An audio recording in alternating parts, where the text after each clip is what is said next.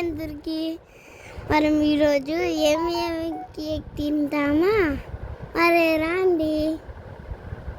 చిన్నోడైతే చెప్పేశాడు మరి కేక్కి ఫస్ట్ అయితే ఫ్లేవర్ కోసం కొంచెం దాల్చిన చెక్క, ఒక 4 యాలకులు, కొద్దిగా జాజికాయ పౌడరు, చక్కెర వేసి బాగా అయితే దంచేసాను అనమాట. ఆల్మండ్స్ అండ్ వాల్నట్స్ ఒక చిన్న గ్లాస్తో తీసుకొని పల్స్ మోల్డ్లో అయితే ఈ పొడిని దాంట్లోకి యాడ్ చేసేసుకొని మిక్సీ జార్లో పల్స్ మోల్డ్లో రన్ చేసేసుకున్నాను. మామూలుగా రన్ చేస్తే ఆయిల్ వచ్చేస్తుంది అనమాట. సో కాబట్టి పల్స్ మోల్డ్లో రన్ చేసేసుకొని ఒక బౌల్లోకి అయితే తీసేసుకున్నాను అనమాట.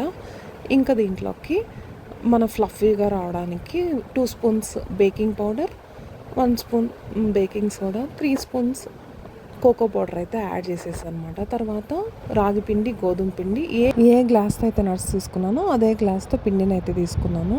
తర్వాత అదే గ్లాస్తో 1.5 గ్లాస్ పాలల్లో ఒక 6-7 డేట్స్ని అయితే ముందుగా వేసి కొంచెం బాయిల్ చేసుకొని దాంట్లోనే ఒక గ్లాస్ తాటి బెల్లం వేసి మిక్సీకి అయితే రన్ చేసేసాను అనమాట. దీన్నంతటిని ఇప్పుడు ఈ బౌల్లో వేసి ఆ మిక్స్చర్లోనే బాగా మిక్స్ చేసేయాలి. నాకు ఇంకొక 1/4 గ్లాస్ ఎక్కువ పట్టాయి అన్నమాట పాలు. అది పిండిని బట్టి పడుతుంది. మీరు గోధుమ పిండి ఒకటే వేసారనుకోండి అప్పుడు కొంచెం తక్కువ పట్టచ్చు అనమాట. తర్వాత అయితే నా దగ్గర డార్క్ చాక్లెట్స్, నట్స్ అన్నిటిని కట్టర్తో అయితే కట్ చేసేసుకొని బాగా అయితే మిక్స్ చేస్తున్నాను అనమాట. తర్వాత ఒక టిన్నని తీసేసుకొని కొద్దిగా నెయ్యి అప్లై చేసేసుకొని ఈ కేక్ బ్యాటర్ అంతటిని దీంట్లో అయితే ట్యాప్ మోడ్లో మొత్తం స్ప్రెడ్ అయితే చేసేస్తున్నాను.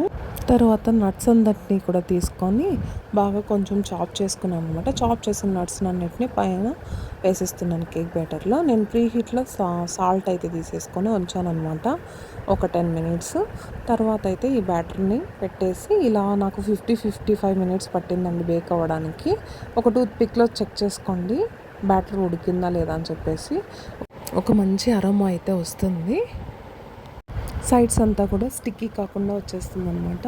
మరి చూసేద్దాము.